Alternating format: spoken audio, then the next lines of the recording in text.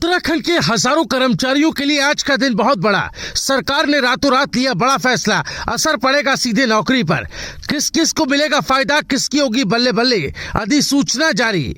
10 साल 2018 और एक बड़ी शर्त। खुलासा आगे स्क्रीन पर बने रहें। बड़ी खबर उत्तराखंड से है। संविदा कर्मचारियों के लिए आज का दिन ऐतिहासिक साबित हुआ है।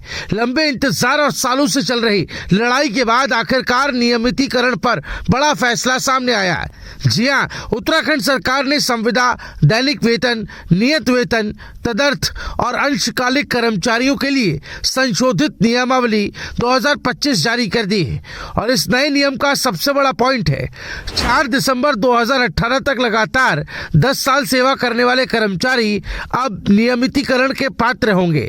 10 साल 1 दशक प्रदेश के हजारों कर्मचारी जो लगातार सेवा दे रहे थे, लेकिन भविष्य अस्थिर था। प्रमोशन नहीं, नौकरी की सुरक्षा नहीं और हर दिन का डर अलग।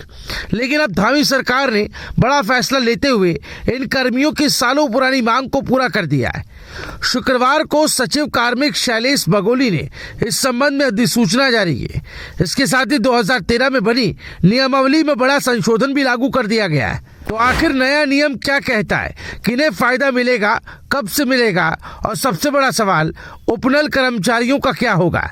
आइए एक एक कर इसे समझते हैं। सबसे पहले जानते हैं कौन कौन नियमित होंगे। नई नियमावली के मुताबिक अगर किसी कर्मचारी ने 4 दिसंबर 2018 तक कम से कम 10 साल निरंतर सेवा एक पद या समकक्ष पद पर पूरी कर ली है तो वो नियमितीकरण के लिए पात्र होगा।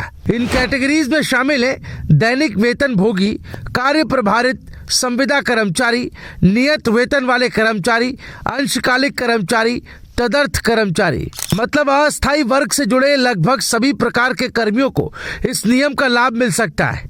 संशोधन से पहले नियम ये था कि 2013 की नियमावली के समय जिसने 5 साल की सेवा पूरी की हो वो नियमित होने का पात्र माना जाता था। लेकिन 2018 में हाईकोर्ट ने इस नियम पर रोक लगा दी थी। तब से मामला अटका हुआ था। कर्मचारी भटक रहे थे। नियमितीकरण की फाइलें रुकी पड़ी थी।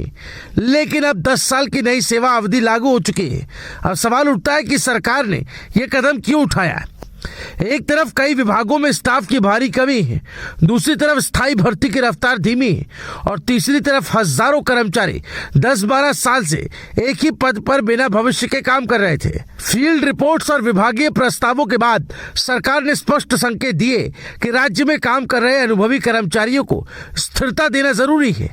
इसलिए नियमावली 2025 को हरी झंडी मिली। उधर इस फैसले से उपनल कर्मचारियों ने भी अपनी नियमितीकरण की मांग को और तेज कर दिया है। वो कह रहे हैं कि नियमावली में कई कैटेगरीज को शामिल किया गया है तो उपनल कार्मिकों को भी इसमें जोड़ा जाए। सरकार इस पर क्या फैसला लेगी, यह भी बड़ा सवाल है। इस फैसले से हजारों परिवारों को राहत मिलेगी जिनके बच्चों की पढ़ाई ठप थी, लोन पास नहीं हो रहे थे और घर की आर्थिक स्थिति अस्थिर थी। नियमितीकरण होने से पेंशन, ग्रेड पे, प्रमोशन, सुरक्षा और भविष्य की गारंटी सब कुछ तय हो जाएगा। कर्मचारियों में उत्साह साफ दिख रहा है। विभागों में चर्चा गर्म है और अब नजरें इस बात पर है कि नियमितीकरण की प्रक्रिया कब शुरू होगी।